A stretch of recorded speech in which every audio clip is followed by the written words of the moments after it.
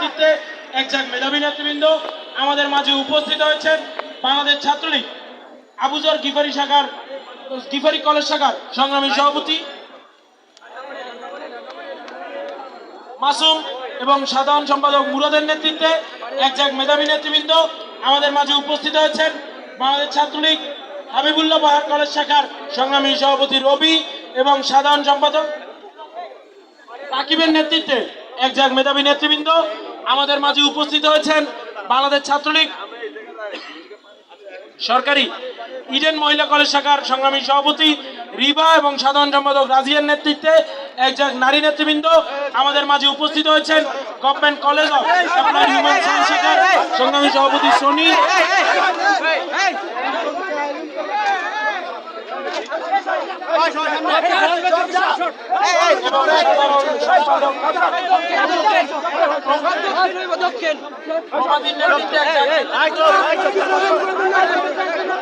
আমাদের মাঝে